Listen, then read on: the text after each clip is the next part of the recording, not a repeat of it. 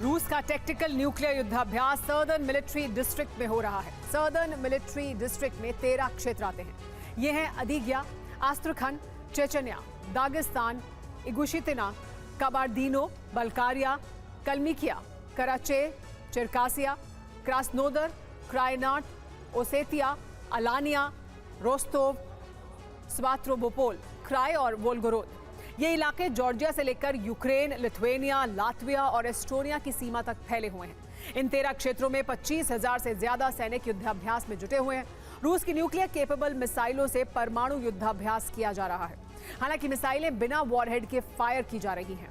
रूसी सेना mock target पर सटीक हमलों का अभ्यास कर रही है। सवाल यह है कि टैक्टिकल न्यूक्लियर हथियार क्या होता है? तो कम विस्फोटक क्षमता के न्यूक्लियर वॉरहेड को टैक्टिकल न्यूक्लियर हथियार कहा जाता है। इन बमों के विस्फोट से छोटे क्षेत्र में रेडिएशन फैलता है। इनके धमाके से 5 वर्ग किलोमीटर क्षेत्र में तबाही होती है। धमाके के बाद 20 वर्ग किलोमीटर क्षेत्र में रेडिएशन फैलने का अनुमान है। छोटे परमाणु बमों से चेरनोबिल रिएक्टर विस्फोट जैसा विनाश होता है।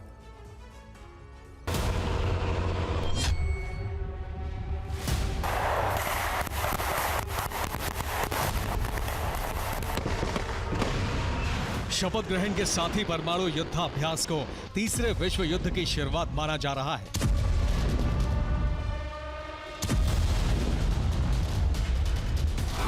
क्योंकि यूरोपीय देशों ने कहा है कि ब्लफ मास्टर कहे जाने वाले पुतिन इस बार ब्लफ नहीं कर रहे हैं, बल्कि यूरोप के किसी देश पर परमाणु हमले की पूरी आशंका है।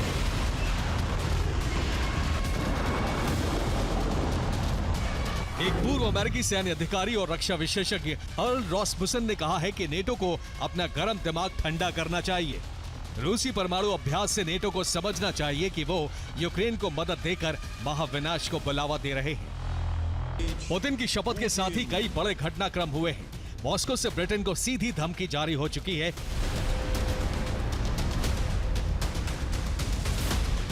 स्लोवियांस्क के मोर्चे पर 7 फ्रांसीसी सैनिकों को रूसी सेना ने मार गिराया है। इनकी तैनाती 5 मई को यूक्रेन के स्लोवियांस्क में की गई थी। रूसी विदेश मंत्रालय ने ब्रिटेन और फ्रांस के राजदूत को तलब किया। दोनों राजदूतों को यूक्रेन को मदद देने पर चेतावनी दी गई। रूस ने कहा है कि लंदन की डाउनिंग स्ट्रीट सुरक्षित नहीं है। जर्मनी ने अपने राजदूत को मॉस्को से वापस बुला लिया है। यूरोप के साथ रूस के डिप्लोमेटिक रिश्ते बहुत तल्ख हो चुके हैं और 5वीं शपथ ग्रहण के साथ ही सीधे युद्ध की आशंका भड़कने लगी है।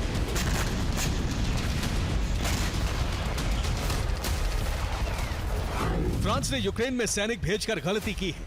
ये मैक्रो भी समझ चुके हैं और रूस की न्यूक्लियर ड्रिल से मैक्रो को खतरे का अंदाजा हो चुका है।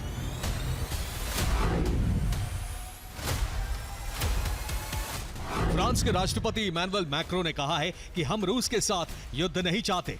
साथ ही अमेरिका ने कहा है कि यूक्रेन में सेना नहीं भेजी जाएगी। पोलैंड ने कहा है कि यूक्रेन में सेना भेजने की कोई तैयारी नहीं है।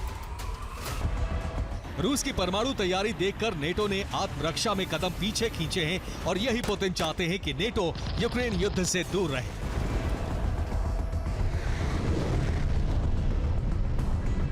पुतिन ने परमाणु शक्ति मोर्चे पर तैनात कर दी है और अब अगर यूक्रेन युद्ध में नेटो अड़चन बना तो यूरोप का परमाणु संहार निश्चित माना जा रहा है।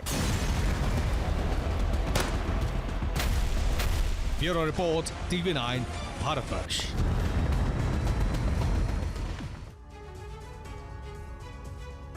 आज पुतिन ने क्रेमलिन में 5वीं बार राष्ट्रपति पद की शपथ ली, मगर पुतिन के भव्य शपथ समारोह को फीका करने का काम जेलेंस्की की नौसेना ब्रिगेड ने 12 घंटे पहले ब्लैक सी में कर दिया, वो भी रूस की ब्लैक सी फ्लीट के 2 लैंडिंग शिप को तबाह करने के बाद। यकीन मानिए, यूक्रेनी सेना के जल ड्रोन के गदर से काला सागर धधक उठा।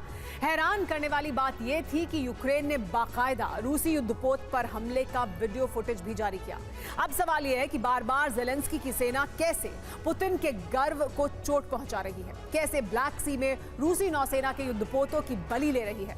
देखिए ये रिपोर्ट।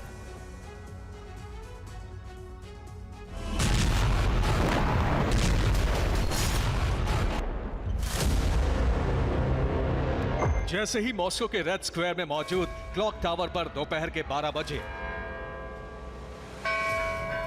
व्लादिमीर पुतिन ने 5वीं बार राष्ट्रपति पद की शपथ ली। शपथ पूरी होने के फौरन बाद राष्ट्रगान हुआ और इसके बाद सेना ने प्रेसिडेंट पुतिन को 21 तोपों की सलामी दी। एक तरफ मॉस्को का आसमान तोपों की गरज से गूंज उठा, तो वहीं पुतिन के शपथ ग्रहण समारोह से ठीक 12 घंटे पहले काला सागर में यूक्रेन के बारूदी बवंडर ने खलबली मचा दी। बीती रात यूक्रेन के नेवल ड्रोन्स ने काला सागर में फिर से भीषण गतर मचाया। रूस की ब्लैक सी फ्लीट पर फुल फ्लेजेड आक्रमण किया, जिसका नतीजा यह हुआ कि रूसी नौसेना के 2 लैंडिंग शिप समंदर में तबाह हो गए। यूक्रेन ने लैंडिंग बोर्ड पर सी बेबी ड्रोन से अटैक किया। वहीं यूक्रेन ने जल ड्रोन, एंटी एयरक्राफ्ट मिसाइलें भी दागी। नाइट विजन कैमरे से ली गई ये तस्वीरें यूक्रेन के कामिकाज़े नेवल ड्रोन ने कैप्चर की। इन तस्वीरों में साफ देखा जा सकता है कि यूक्रेनी नौसेना के सी बेबी ड्रोन बड़ी तेजी से समंदर में आगे बढ़ रहे हैं, वो भी रूस के लैंडिंग बोर्ड की तरफ। जैसे ही रूसी नौसेना ने यूक्रेन के जल ड्रोन को अपनी तरफ आते देखा, ड्रोन्स पर ताबड़तोड़ गोलीबारी की गई। बावजूद इसके यूक्रेन के जल ड्रोन्स तेजी से आगे बढ़े और दक्षिणी क्रीमिया में तैनात रूस के लैंडिंग बोर्ड को सीधे हिट किया। इसी के साथ ही जोरदार धमाका हुआ, आसमान में बारूदी गुबार उठने लगा। पुतिन की 5वीं शपथ से पहले काला सागर में यूक्रेन के बारूदी ट्रेलर ने क्रेमलिन में सनसनी मचा दी।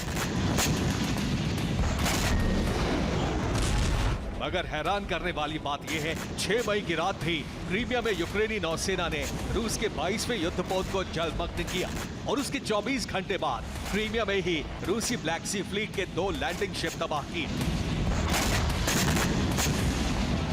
मतलब ये कि जिस काला सागर में पुतिन का दबदबा दशकों से गायब है,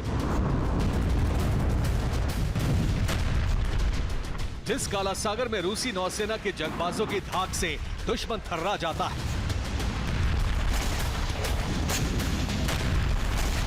उसी ब्लैक सी में यूक्रेन के प्रचंड प्रहार ने हर किसी को सन्न कर दिया। लेकिन यह कोई पहला मौका नहीं है। जब से रूस यूक्रेन जंग का आगाज हुआ है, तब से लेकर अब तक ब्लैक सी में यूक्रेन कई रूसी युद्धपोतों की बलि ले चुका है। आखिर कब और कैसे, ये भी जान लीजिए।